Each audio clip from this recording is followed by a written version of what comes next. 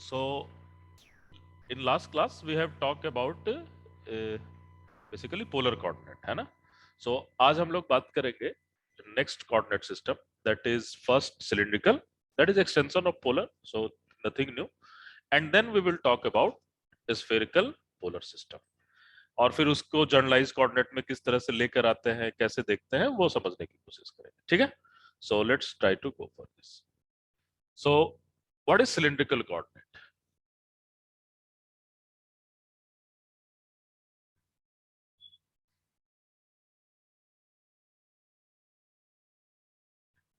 सो again आपको दिमाग में रखना है कि विदाउट एक्स वाई जेड के तो कुछ नहीं हो सकता है ना? हमें दिखाई वही देता है, मैथमेटिकली आप उसको चाहे जैसे ऑब्जर्व कर सकते हो. ठीक है?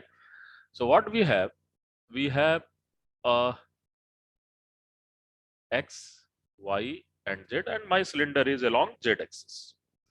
So, and what is variable for the cylindrical coordinate? The variable is same of the polar and one for the Cartesian. R and theta is same for polar coordinate, है ना? So you have one disk, उसके ऊपर दूसरा disc, उसके ऊपर तीसरा disc, and you will get what? Cylinder. ऐसा ही तो मिलेगा, है ना? So आपको यहाँ पर देखना. Now we have to define what is r, what is theta and what is z. तो जो कोऑर्डिनेट x y z है उसी को आप r थीटा z के थ्रू भी दिखा सकते हो. ठीक है? आप इसी को x y z भी लिखते हो, r थीटा z के थ्रू भी दिखा सकते हो. ठीक है? Now this is in the cylindrical symmetry. तो सिलिंड्रिकल सिमेट्री कैसा होता है वो समझने की कोशिश करते हैं ना? सो ऑब्वियसली सिलेंडर तो ऐसा ही होता है ना. फाई लिखो, थीटा लिखो, एक एंगल है आर थीटा आर, और इसको आप लिख लो जाई. गलत होगा क्या? आर आप इसको लिख लो, गलत होगा क्या? That is variable, that is variable. आप थीटा कहो, फाई कहो, जाई कहो, टाउ कहो, जो करना है वो कहो. एक एंगुलर वेरिएबल है, एक रेडियल वेरिएबल है और एक लीनियर वेरिएबल है. ये इंपॉर्टेंट है. उस चक्कर में नहीं पड़ना है कि आर थीटा फाई है या आर फाई जेड है. आप अलग बुक में देखोगे कहीं आर थीटा जेड रहेगा, किसी बुक में आर फाई जेड रहेगा. आइंस्टाइन के नोटेशन में चले जाओ तो वो तो यूज ही नहीं करते थे ये नोटेशन. वो ईटा काई सिर्फ वही नोटेशन यूज करते थे, है ना? सो दिस आपके कन्वीनियंस के लिए. ठीक है? लेकिन एक चीज हमेशा दिमाग में रखना है कि एक रेडियस के बारे में बात करेगा, एक एंगल के बारे में बात करेगा और एक लेंथ के बारे में बात करेगा. ठीक है? सो जो सिलेंडर है उस सिलेंडर का, अब इस सिलेंडर को हम कुछ ऐसे देख रहे हैं. This is my Z axis. ठीक है? जेड के लॉन्ग सिलेंडर है हमारा. ठीक है? This is my Y axis and this is my X axis. ये है. ठीक है? तो कल की जो क्लास हम लोगों ने किया था उसमें क्या था? हमने सिर्फ इसी के बारे में बात किया था. रिमेंबर, कल के क्लास में हमने इसी के बारे में बात किया था. And this value is basically R. ये जो वैल्यू है ये हमारा आर है, रेडियस ऑफ सिलेंडर. एक हाइपोथेटिकल सिलेंडर मान रहे हो आप, एक देख रहे हो, उसका रेडियस चेंज भी हो सकता है. अब जैसे ही इसका बड़ा सिलेंडर करना चाहेंगे तो क्या करना पड़ेगा? रेडियस को बड़ा करना पड़ेगा, है ना? So this is your R. यहां पर भी आप एक सर्कल की तरह ड्रॉ कर सकते हो, यहां भी आप ऐसे कर सकते हो. This value is R. Are you getting my point? So always R is measured from Z axis. कहां से मेजर करते हैं उसे? जेड एक्सिस से मेजर करते हैं. R is always measured from Z axis. ठीक है Ashok? Okay. Now what is your angle? अब जो भी एंगल देना चाहो आप, थीटा दे दो, फाई दे दो, there is not any problem. What is this angle? So this angle, मैं यहां पर एक्स वाई जेड ऑरिजिन यहां रख रहा हूं. सो this angle is basically your theta. आप फाई देना, फाई दे दो. आपको जाई देना है, जाई दे दो. काई देना है, काई दे दो. नहीं नहीं नहीं, एग्जाम में जरूरी है कि तुम्हारे वाले क्वेश्चन रहेंगे? कहीं लिख कर के आया हुआ है क्या कि जो तुमने नोटेशन यूज किया है वही नोटेशन रहेगा? यू विल नॉट बिलीव, एक बार एग्जाम में आया था, ये जस्ट के एग्जाम में, या नहीं सॉरी टीआईएफआर के एग्जाम में आया था। And what was that question? वो क्वेश्चन स्फेरिकल पोलर कोऑर्डिनेट में था, लेकिन उन्होंने ना ही आर यूज किया था, ना ही थीटा यूज किया था, ना ही फाई यूज किया था। उन्होंने ईटा, जाई और काई यूज किया था। Are you getting my point? तो आपको क्या मुद्दा देखना है? आपको मुद्दा ये देखना है कि देयर इज सम रेडियस, इसको रो कह लो, इसको रो भी कई लोग कहते हैं, उससे कोई प्रॉब्लम नहीं। आपको याद थोड़ी करना है, आपको देखना है कि ये डिस्टेंस को क्या कहते हैं। What is this distance? So this distance is R. मैं यहाँ आर ले रहा हूं, हो सकता है एग्जाम में आपको रो के टर्म में मिल जाए, ठीक है। दिस एंगल इज थीटा, हो सकता है एग्जाम में आपको फाई के टर्म में मिल जाए, काई के टर्म में मिल जाए, ईटा के टर्म में मिल जाए।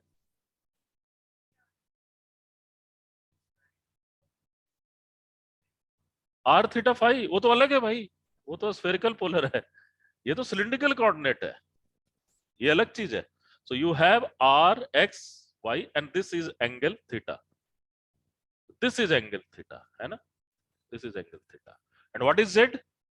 सो जेड इज द हाइट। तो सपोज हमारा पार्टिकल कुछ इस पॉइंट पे है, स्पेस में है, इसकी कोऑर्डिनेट अगर आप एक्स वाई जेड में देखते तो क्या देखते? एक्स वाई जेड देखते। लेकिन इसी कोऑर्डिनेट को आप अगर सिलिंड्रिकल कोऑर्डिनेट में देखोगे तो क्या देखोगे? आर थीटा जेड, ठीक है। So this is your cylindrical coordinate. Clear है? ओके, साथ साथ बनाते रहो इसको, नया करो, नया बनाओ, है ना। जो पुराना है वो खत्म, हमेशा नया से शुरुआत करनी चाहिए, ठीक है। उसको बनाते रहो। So this will be your R theta and Z, ठीक है। Now we have to just go for the kinetic energy part. So obviously we have kinetic energy. What is this kinetic energy? The kinetic energy is half m x dot square y dot square z dot square. This is your kinetic energy. ठीक है? So this is your kinetic energy. So we have to write this kinetic energy in term of r, theta and z. So you can just easily take this thing. X is equal to r cos theta. Exam में दिमाग में रखना, हो सकता है y के respect में दिया हुआ हो, तो ये क्या हो जाएगा? r sin थीटा हो जाएगा, है ना। And y is equal to what? r sin theta, ठीक है। z हमारा सेम z है जो हमने पहले रख रखा है। हाँ बिल्कुल, तो उल्टा हो जाएगा। नहीं, सिलेंडर हॉरिजॉन्टल पड़ा, ये नहीं सब ऐसे पलटोगे तो तुम्हारा x is equal to y is equal to y हो जाएगा, तो y is equal to y हो जाएगा और ये दोनों चेंज हो जाएंगे, ठीक है। बट इन जनरल हम, अब तो प्रॉब्लम कैसा आता है that is different issue, but हम एक बेसिक चीज को लेकर बात करें तो हम उसके बारे में बात करें। मैं वो नहीं कह रहा हूं, मैं ये कह रहा हूं कि some time what will happen, they will give you angle with respect to Y, then आप ऐसा मत हमेशा के लिए ये मत याद करके रखो x equal to R sine theta. This is for the configuration when you are measuring the angle theta with respect to X axis. बच्चे का जैसे सिलेंडर देखा फटाफट पुट कर देते हैं, आपको ये पुट नहीं करना है, you have to just go for this, है ना। क्या ज्योमेट्री बन रहा है, किस तरह से चीजों को देख रहे हैं, वो देखना है, ठीक है। Okay, so now you can just go for x dot is equal to r dot cos theta plus r sin theta, theta dot y dot is equal to r dot sin theta plus r, sorry ये minus ना, this is minus sine, minus r cos theta, theta dot and z dot is equal to z dot, ठीक है। कल की class में हम लोगों ने ये कर रखा था, ये वाला पार्ट तो कर रखा था, x dot square plus y dot square.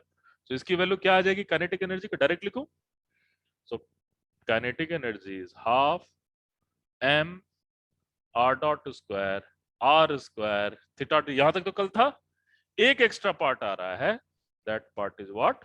z dot square, ठीक है। That part is what?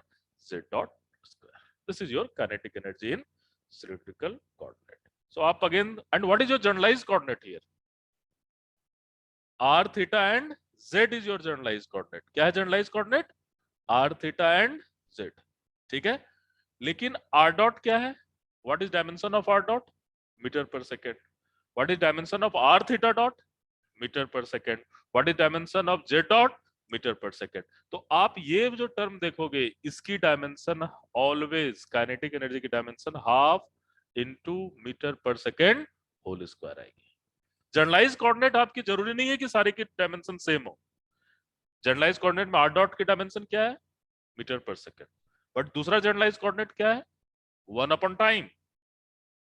ठीक है, थीटा डॉट की डायमेंशन क्या है?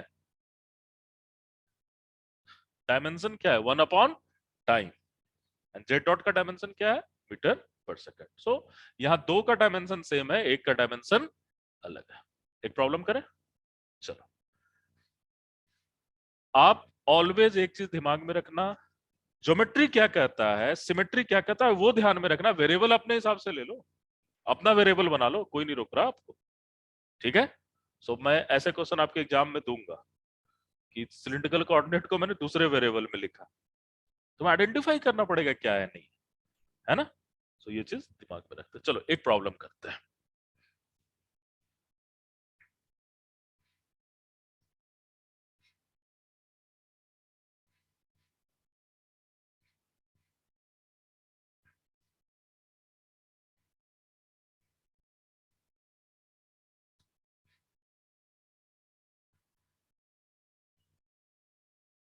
सो पार्टिकल इन अ कोन है ना, एक पार्टिकल है कोन के ऊपर है। सो ये x है, ये y है, और ये मैं z ले रहा हूं। हमने कार्टेशियन कोऑर्डिनेट में देखा था इसके बारे में, है ना। ठीक है, and what is this angle? Let's say this angle is alpha. ठीक है, एग्रीड। ये एंगल क्या है? अल्फा है। ये जो पॉइंट है, ये पॉइंट हमारा कोई भी मास है इस पॉइंट पर m। What you have to do? You have to write kinetic energy of a particle in cylindrical coordinate system. Kinetic energy किसके टर्म में लिखना है? Cylindrical coordinate system. So you have to write kinetic energy in cylindrical coordinate system।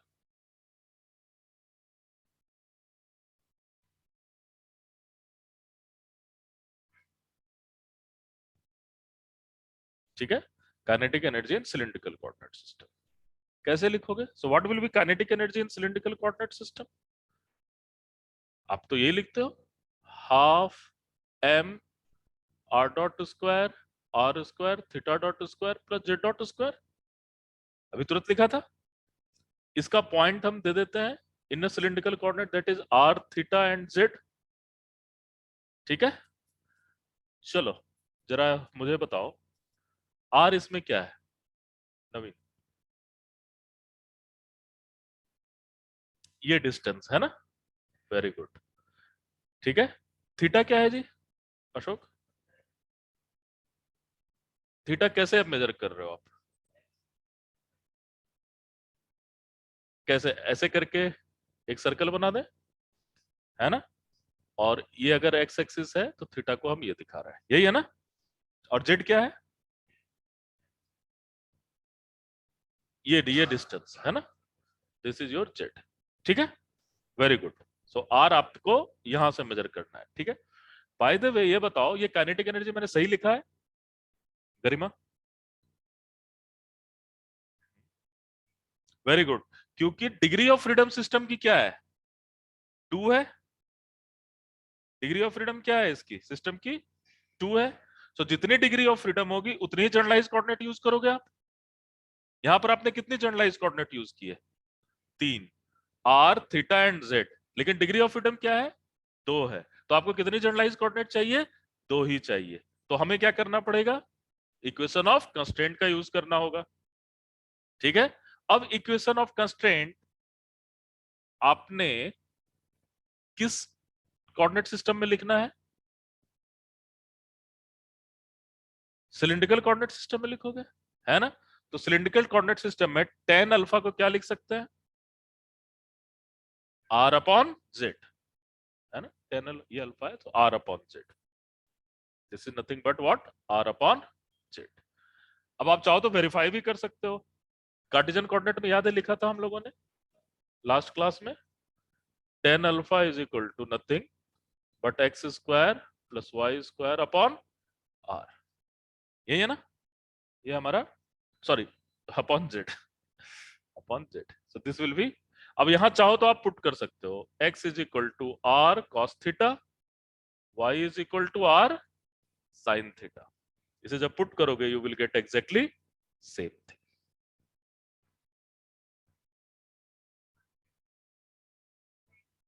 Exactly, very good, very good.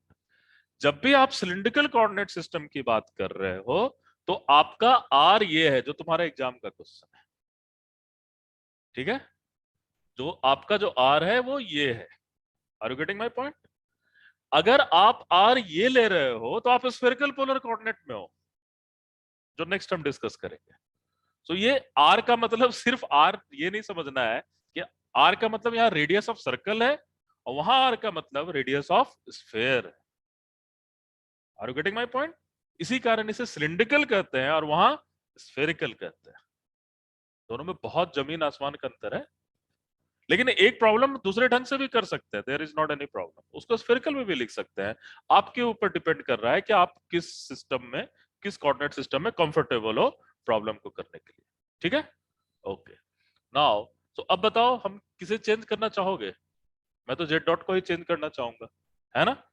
So Z dot को change कर रहे हैं तो क्या हो जाएगा,